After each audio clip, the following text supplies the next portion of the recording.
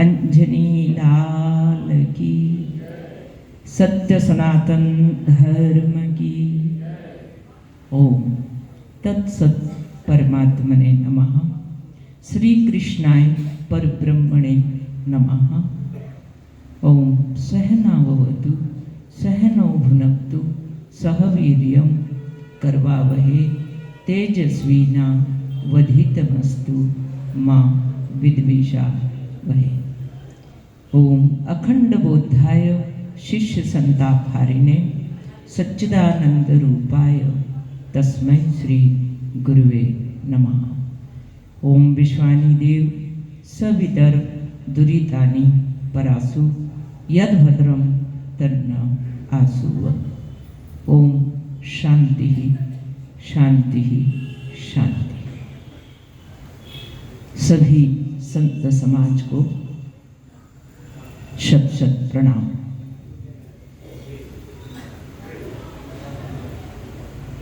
अभी आप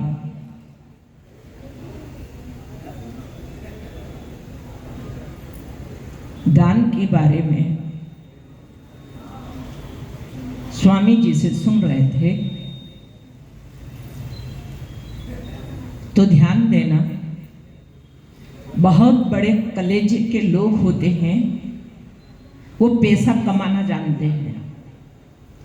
बहुत बड़े कलेजे के लोग होते हैं, वो पैसा कमाना जानते हैं। और उनसे भी बड़ा कलेजा जिनका होता है, वो दान देना जानते हैं। और उनसे भी बड़ा कलेजा जिनका होता है, वो आत्मज्ञान प्राप्त करना जानते हैं। ये जो आत्मज्ञान है, जैसे सूर्य 3 लोक को प्रकाशित कर दिया है, एक सूर्य, इसी प्रकार से एक आत्मज्ञानी 3 लोक को प्रकाशित करता है। आपको पता नहीं होगा, और जो जानते हैं उनको पता है। आत्मज्ञानी की उपस्थिति से चंद्रमा को शक्ति मिलती है, सूर्य पुष्ट होते हैं, वनस्पतियां होती है, झरने होते हैं, नदियां होती है, समुद्र होते हैं, यानी सबको ऊर्जा मिलती है। और जब एक अच्छा व्यक्ति उपस्थित रहता है संसार में, तो सब अपना अपना अच्छा रूप बाहर निकाल लाते हैं। सब ये प्रभाव होता है, ये प्रभाव होता है। इसलिए आपने सुना होगा कि समुद्र पहाड़ चढ़ना चाहता है, क्या चढ़ पाएगा? समुद्र अगर पहाड़ चढ़ना चाहता है तो क्या चढ़ पाएगा? नहीं चढ़ पाएगा। क्यों? क्योंकि जल की मन की एक गति नीचे हो को जाए और बड़े जतन से राखिए तब ऊपर ठहराए। तो पानी की तो गति नीचे की ओर है, और समुद्र का पानी पहाड़ चढ़ना चाहता है, तो कैसे चढ़ पाएगा? तो ध्यान देना, पानी बादलों का साथ कर ले और अपने को वाष्पीभूत कर ले, तो समुद्र पहाड़ चढ़ जाएगा कि नहीं चढ़ेगा? चढ़ जाएगा। इसी तरह से हम आत्मज्ञान के पहाड़ पे नहीं चढ़ पाते हैं, क्योंकि मन के तल पे जी रहे हैं, शरीर के तल पे जी रहे हैं। जो शरीर के तल पे जो मिलता है वो सुख होता है, और मन के तल पे जो मिलता है वो मजा होता है, और आत्मा के तल पे जो मिलता है वो आनंद होता है। इसलिए संसारी शरीर से सुख लेता है, जो भी शरीर से सुख लेता है वो संसारी होता है। जो साधना से सुख लेता है, जिसे साधना करके सुख मिलता है, जो भी उसकी साधना हो, गीता पढ़ना, रामायण पढ़ना, भजन करना, ध्यान करना, जो उसकी साधना है, तो साधक वो होता है जो साधना से सुख लेता है। और संत वो होते हैं जो अपने स्वरूप का आनंद लेते हैं, वो संत है। वो साधना से भी ऊपर, वो संसार के सुख से भी ऊपर। संसार में तो केवल अपना काम चलाते हैं बस। तो संतों के साथ से ये पहाड़ चढ़ा जा सकता है, और हम पहाड़ पे पहुंच सकते हैं, आत्मज्ञान के पहाड़ पे। दूसरी बात, एक गोपी नींद बेच रही थी, नींद ले लो नींद, अरे नींद ले लो नींद, बाजार में चिल्ला रही है। बड़ी अजीब बात है, लोग सुनते हैं ये क्या बेच रही है, ये नींद बेच रही है, फिर चिल्लाती हो नींद ले लो नींद ले लो नींद। लोग पूछते क्या कर रही है, लोग तो गोली खा रहे हैं नींद लाने के लिए, सो नहीं पाते हैं बेचारे। जो जितना पाप करता है ना उसे सुकून की नींद नहीं आती है, करवटें बदलता है। कंस जैसा अपने कक्ष में गद्दे पे सोआ चीखे मारता है, पापी को नींद आती नहीं है। मैं सबके नहीं कह रही, क्षमा करना। तो लोग तो नींद की गोली खाते सोने के लिए,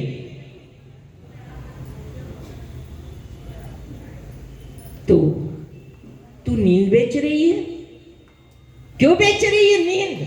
उस गोपी ने कहा मैं नींद इसलिए बेच रही हूं, श्याम सुंदर मेरे घर आए थे, श्याम सुंदर मेरे घर आए थे और मैं बोरी सोई रही। उसने तो यहां तक कह दिया मैं बेरल सोई रही और श्याम मेरे घर आए रात को। तो तुझे कैसे पता चला कि श्याम तेरे से मिलने आए थे? उसने कहा जब मैं सुबह से जल्दी उठी ब्रह्म मुहूर्त में, तो मैंने मेरे आंगन में देखा भगवान के चरण के चिन्ह बने हुए थे। भगवान आए थे, आंगन में उनके चरण चिन्ह बने थे। और मैं दुश्मन, मैं बेरन अपने आप की, है ना, उद्रेल आत्मनात्मानम वेत्ते त्वं पुरुषोत्तम, आत्मेव ही आत्मनो बंधुरात्मेव पुरात्मना। हम अपनी ही आत्मा के दुश्मन हैं और हम अपनी ही आत्मा के मित्र हैं। हम ही अपना उद्धार कर सकते हैं और हम ही अपने को पतन के रास्ते पे ले जा सकते हैं। ये सब आपके हाथ में है, भगवान कृष्ण ने कहा। उनने कहा ऐसा अवसर आया था और मैं सोई रही और भगवान होकर के चले गए, इसलिए मैं नींद को बाजार में बेचने के लिए आई हूं और ये नींद में देना चाहती हूं, ले लो। उधर से एक दूसरी गोपी आई, उसने सुना, इसने फिर आवाज लगाया नींद ले लो नींद। तो दूसरी गोपी आती है, उनने कहा कि मैं नींद खरीदना चाहती हूँ, मुझे नींद चाहिए, मुझे नींद चाहिए। उन्होंने कहा तुम नींद ले रही हो? बोले हाँ, मुझे दे दे। तो तुम नींद लेना क्यों चाहती हो? उस गोपी ने कहा कि मैं सोई हुई थी और मेरे सपने में श्याम सुंदर आया हुआ था और मैं उनकी झांकी का दर्शन कर रही थी, बड़ा आनंद आ रहा था और ऐसे ही समय में मेरी नींद की झपकी टूट गई और दर्शन चला गया, दर्शन चला गया। इसलिए मैं चाहती हूँ कि मेरी नींद बनी रहे और मैं भगवान श्याम सुंदर का आनंद लेती रहूं, उनके दर्शन का। बेचना चाहती है और एक नींद लेना चाहती है। यानी जो भरत जी के साथ वाले थे वो सो गए थे, भरत जी के अंदर भक्ति है, और राम के साथ वाले थे वो जाग गए, क्योंकि राम ज्ञान स्वरूप है। तो अगर आपको ज्ञान मार्ग से भगवान को पाना है तो जाग जाग जाग।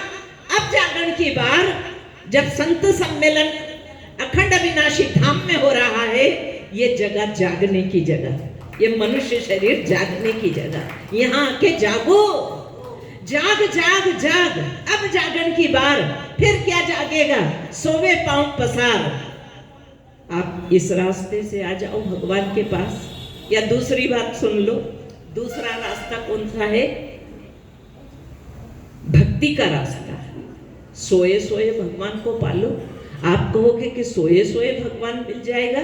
सोने का मतलब है संसार की तरफ से सो जाना। ये भक्ति है, संसार की तरफ से सो जाना। यशोदा सोई हुई थी और भगवान कृष्ण उनको मिले थे। जो संसार की तरफ से, जगत की तरफ से सो जाता है, या उसे भगवान मिल जाते हैं, ये भक्ति मार्ग है, या जो स्वयं में जाग जाता है उसे भगवान मिल जाते हैं, ये ज्ञान मार्ग है। और तीसरा है, अगर आप जो भी काम करते हैं, दुकान का, ऑफिस का, समाज का, देश का, राष्ट्र का, और निष्काम हो गए, आप निष्काम होकर के बदले में कोई इच्छा आपके अंदर नहीं है, ऐसे सहज भाव से आप सेवा कर रहे हैं, ये कर्म योग हो गया। कहने का मतलब क्या है, अभी हम गाड़ी से यहां तक आते हैं, आश्रम तक इतना ट्रैफिक है, इतना ट्रैफिक है। अगर ड्राइवर कुशल नहीं होगा तो तुम घंटे भर तक वहां बीच रोड पे खड़े रहना, और ड्राइवर अगर कुशल है, वो कैसी भी भीड़ में से अपनी गाड़ी निकाल लाता है। आप भी संसार की भीड़ में हो, ट्रैफिक बहुत है, कैसे भी करके संसार से अपनी गाड़ी निकाल लेना। कोई दादागिरी से गाड़ी निकाल लेता है, कोई नेतागिरी से गाड़ी निकाल लेता है, कोई दे लेके गाड़ी निकाल लेता है, कोई कुशलता से गाड़ी निकाल लेता है, लेकिन आप इस संसार से अपनी गाड़ी निकाल लेना और परमात्मा तक पहुंचना है, भगवान से मिलना। तो ठीक है, 15 मिनट हो गए। ओम शांति शांति शांति।